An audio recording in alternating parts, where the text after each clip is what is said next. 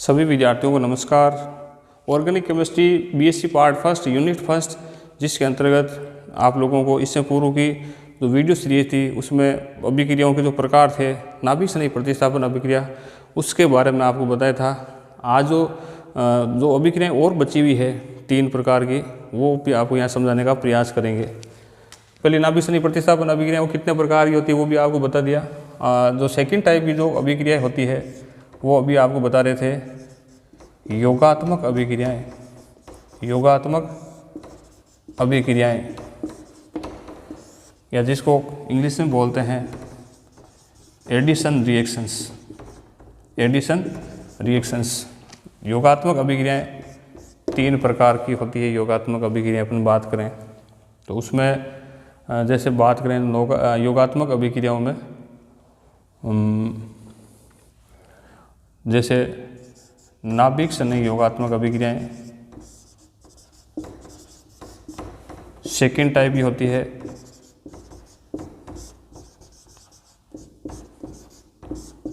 Electron स्नेही योगात्मक अभिक्रियाएं और थर्ड टाइप की होती है मुक्त मूलक योगात्मक अभिक्रियाएं। योगात्मक अभिक्रियाओं में होगा क्या, क्रियाकारक 2 या 2 से अधिक होंगे, वो सारा मिलकर के एक प्रोडक्ट का निर्माण करते हैं, तो वो एडिशन रिएक्शंस के अंतर्गत आती है। नाभिक स्नेही योगात्मक अभिक्रियाएं, इलेक्ट्रॉन स्नेही, उनके सारे उदाहरण आपको मुक्त मूलक लेकर के बता रहे हैं। जैसे आपको कार्बोनिल जो कंपाउंड है, जैसे C डबल बॉन्ड O, जहाँ पर भी आ जाता है वो कार्बोनिल यौगिक कहलाते हैं। जैसे मैंने यहाँ CH3 जोड़ दिया या H जोड़ दिया तो ये एक एल्डिहाइड है। दोनों साइड में C इधर भी इधर जुड़ा वो कीटोन होगा। उसकी आप अभिक्रिया हाइड्रोजन साइनाइड से करवाते हो, जो साइनो हाइड्रीन बनते हैं HCN। तो जहाँ ये डबल बॉन्ड होगा वो कन्वर्ट होगा सिंगल बॉन्ड में, तो ये बंद टूटेगा तो यहाँ एक से एक यौगिक यहाँ जुड़ेगा, एक यौगिक यहाँ जुड़ेगा, क्योंकि कार्बन वैलेंसी 4 होती है, ऑक्सीजन की 2 होती है। तो इसमें ये उत्पाद आपके बनेगा CH3 C, ये O के साथ में H जुड़ जाएगा, इस कार्बन पर CN जुड़ेगा और यहाँ है वो H होगा। ऐसे यौगिक कहलाते हैं साइनोहाइड्रीन। साइनोहाइड्रीन जो कार्बोनिल यौगिकों की अभिक्रियाएं होती है, योगात्मक अभिक्रियाएं। तो ये नाभिक स्नेही योगात्मक अभिक्रिया का उदाहरण है। किसका उदाहरण है? नाभिक स्नेही योगात्मक अभिक्रिया का। तो इसमें ये यौगिक जो है H+ और CN- है। तो इसमें कार्बोनिल यौगिक में ये जो बॉन्ड टूटेगा पाई बॉन्ड, तो इसकी 2 वैलेंसी आपके फ्री होगी। तो इसमें ये इलेक्ट्रॉन स्नेही भी जुड़ सकता है और नाभिक स्नेही भी जुड़ सकता है, लेकिन ये अभिक्रियाएं है वो नाभिक स्नेही योगात्मक अभिक्रियाओं के माध्यम से संपन्न होती है। नाभिक स्नेही योगात्मक अभिक्रिया का उदाहरण है क्योंकि इसमें CN- है वो पहले जुड़ता है, फिर उसके बाद में है वो H+ आयन है वो जुड़ता है। ऐसा क्यों होता है वो भी आप समझें। जैसे मान लीजिए इसकी रिएक्शन मैकेनिज्म मैं आपको समझा रहा हूँ। रिएक्शन मैकेनिज्म या अभिक्रिया की क्रियाविधि। जो हाइड्रोजन साइनाइड है वो सबसे पहले HC ट्रिपल बॉन्ड NS है, तो ये बॉन्ड है वो ब्रेक होगा, विषमांश विदलन होगा और दोनों इलेक्ट्रॉन है वो इस CN के ऊपर आ जाते हैं, तो माइनस का चार्ज होगा, इसके ऊपर प्लस का चार्ज होगा। यानी हाइड्रोजन साइनाइड का बॉन्ड टूटेगा, H+ आयन बनेगा और CN- आयन है वो बनेगा। और ये जो कार्बोनिल यौगिक है C डबल बॉन्ड O, और इधर तो मैंने जैसे मैंने CH3 जोड़ा, इधर H जोड़ा, इधर कोई भी ग्रुप है वो जुड़ सकते हैं। ये कार्बोनिल यौगिक में एल्डिहाइड का उदाहरण है। तो ये बॉन्ड है वो टूटेगा। तो आपको पता है कि कार्बन और ऑक्सीजन में विद्युतीयता ऑक्सीजन की ज़्यादा होती है, तो ये वाले पाई इलेक्ट्रॉन दोनों यहाँ आएंगे, यहाँ ऋण आवेश होगा, यहाँ धन आवेश होगा।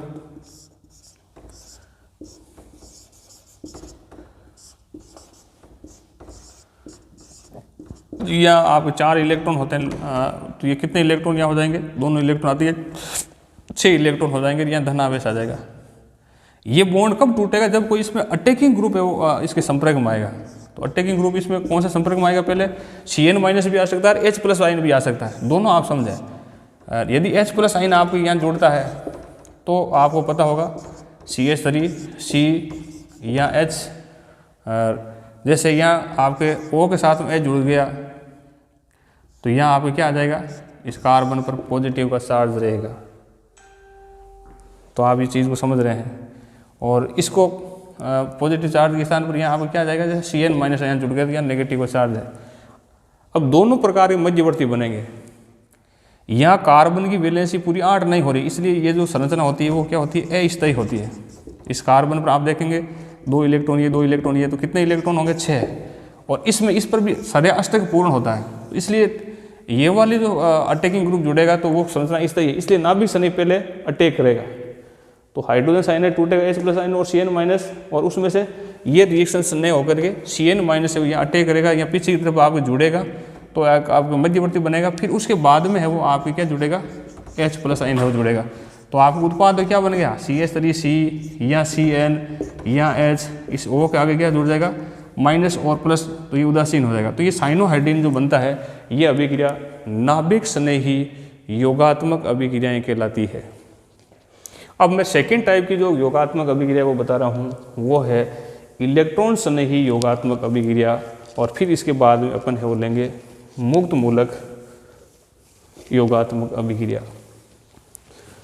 योगात्मक अभिक्रिया में सेकेंड टाइप की अपन कौन सी ले रहे हैं, इलेक्ट्रॉन स्नेही योगात्मक अभिक्रिया। इलेक्ट्रॉन स्नेही योगात्मक अभिक्रिया जैसे CH3CH डबल बॉन्ड CH2, ये एक एल्कीन है। इस पर आप है वो HBr का योग करवा रहे हैं या HCl का योग करवा रहे हो, तो ये उत्पाद आपके बनेगा CH3CH2 यहाँ Br जोड़ेगा और यहाँ है वो CH3, यानी बनेगा 2 ब्रोमो प्रोपेन।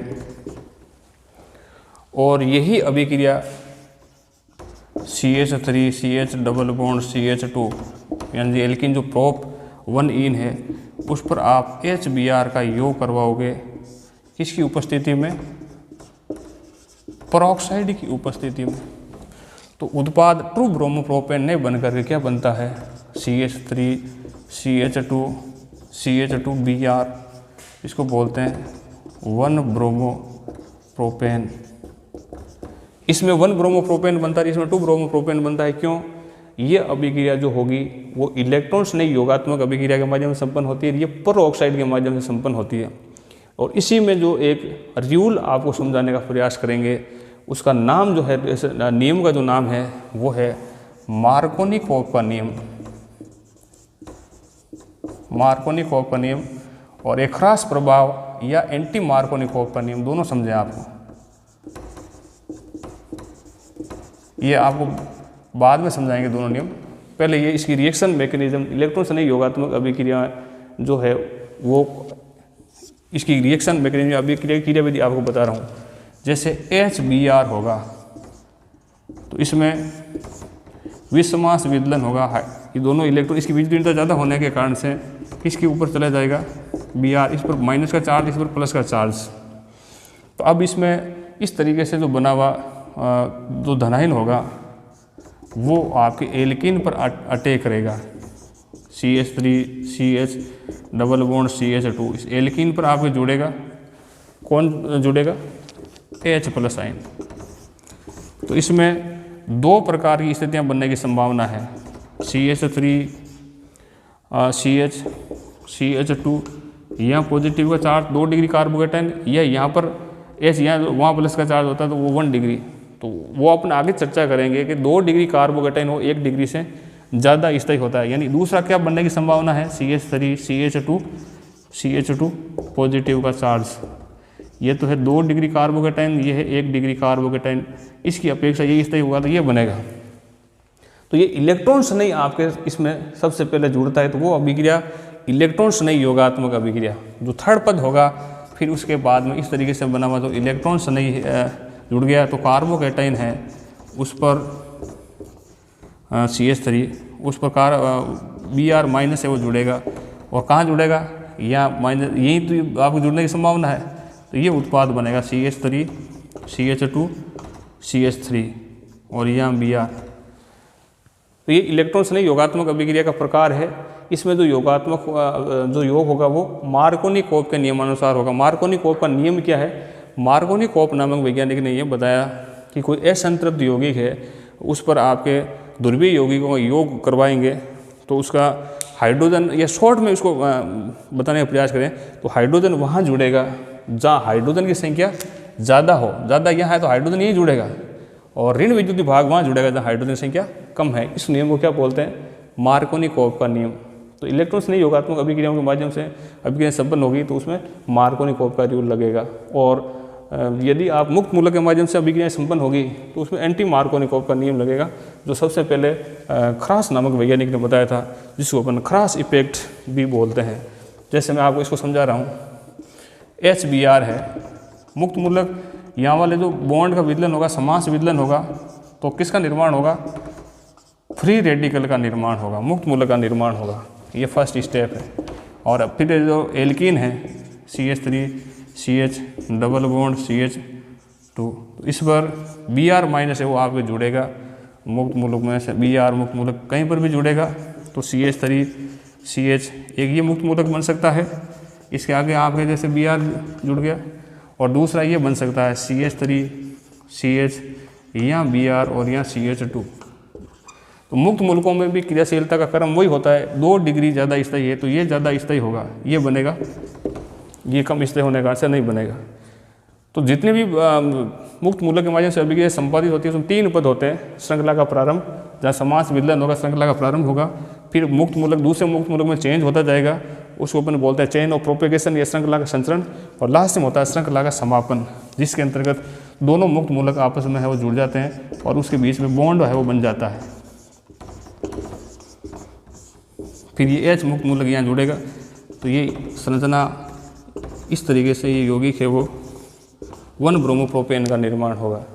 इसमें जो हाइड्रोजन वहाँ जुड़ रहा है जहाँ हाइड्रोजन की संख्या कम है, और ऋण विद्युत भाग वहाँ जुड़ रहा है जहाँ हाइड्रोजन की संख्या आपको ज़्यादा है, तो ये मार्कोनी-कोप का उल्टा होता है। इसको बोलते हैं खरास प्रभाव या एंटी मार्कोनी-कोप का नियम।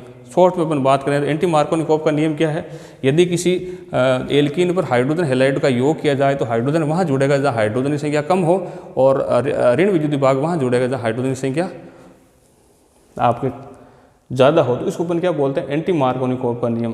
तो ये तो थी योगात्मक अभिक्रियाएँ 3 प्रकार की। इससे पहले प्रतिस्थापन अभिक्रियाएँ बताइए, फिर इसके बाद में योगात्मक अभिक्रियाएँ, 2 और अभिक्रियाएँ आपकी बची हुई है, एक विलोपन अभिक्रिया और थर्ड टाइप की है पुनर्विन्यास अभिक्रियाएँ। जैसे विलोपन अभिक्रिया मैं आपको समझा रहा हूँ।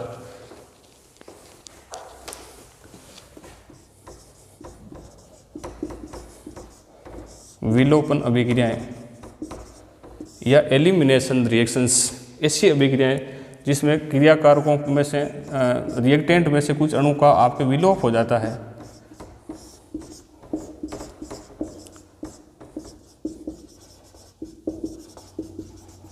जलीय केवच होगा तो इसमें एल्किल हैलाइडों में नाभिक सनी प्रतिस्थापन अभिक्रिया होती है, और केवच से एल्कोहलिक लेंगे तो विलोपन अभिक्रिया होती है। Cl और यहाँ से एक हाइड्रोजन बाहर निकल जाता है, ये एल्कीन में चेंज हो जाता है, प्लस में क्या बनेगा, तो इसमें से कुछ अणु है बाहर निकल जाते हैं, अणुओं का विलोप हो जाता है, ये रिएक्टेंट है और ये प्रोडक्ट है। जो प्रोडक्ट बन रहा है उसमें से रिएक्टेंट में से कुछ अणु बाहर निकलेगी, इसलिए इस अभिक्रिया क्या नाम है, विलोपन अभिक्रिया है। There are 2 types of elimination reaction, यानी विलोपन अभिक्रियाएं 2 प्रकार की होती है। एक तो होती है E2 एलिमिनेशन 2 टाइप, एक होता है आपके E1। तो E2 टाइप में तो क्या होगा, दोनों की सांद्रताओं पर निर्भर करता है, यानी अभिक्रिया का वेग एक अटैकिंग ग्रुप पर भी निर्भर करता है, और E1 के अंतर्गत केवल है वो अटैकिंग ग्रुप पर आपका निर्भर ही नहीं करता है।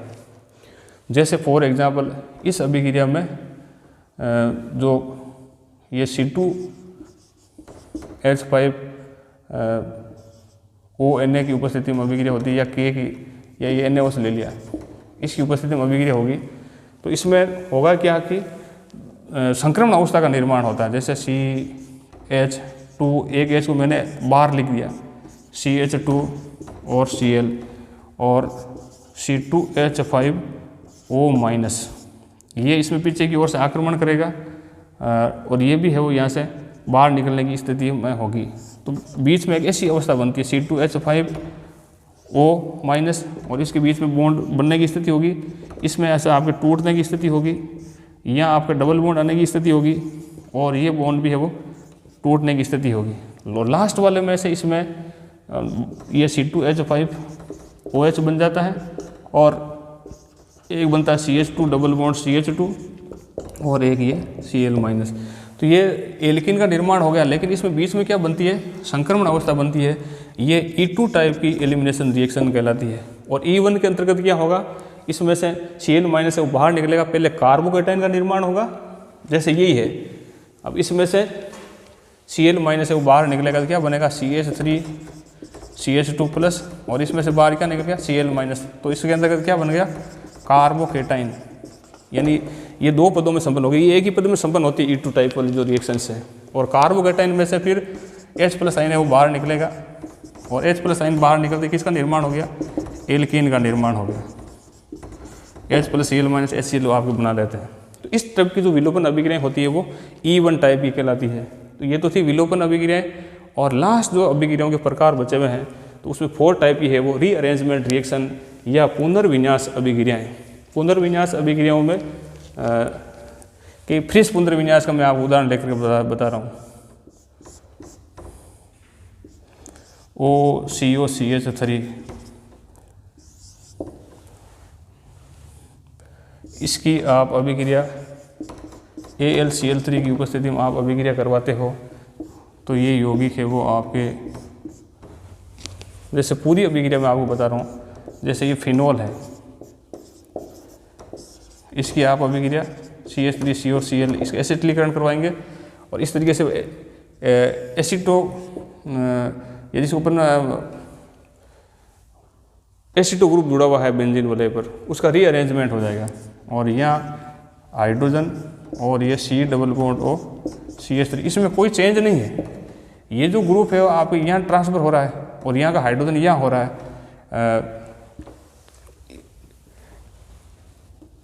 एसिटोफिनोन बोलते हैं इसको। तो ये ऑर्थो हाइड्रोक्सी एसिटोफिनोन का निर्माण होता है। ये अभिक्रिया किसका उदाहरण है, पुनर्विन्यास। अणुओं की अदला बदली होती है, कोई नहीं तो बाहर निकलता है, नहीं है वो जुड़ता है, बल्कि परमाणुओं की स्थिति चेंज होगी उसमें, तो वो अभिक्रियाएं क्या कहलाती है, रीअरेंजमेंट रिएक्शंस या पुनर्विन्यास अभिक्रियाएं।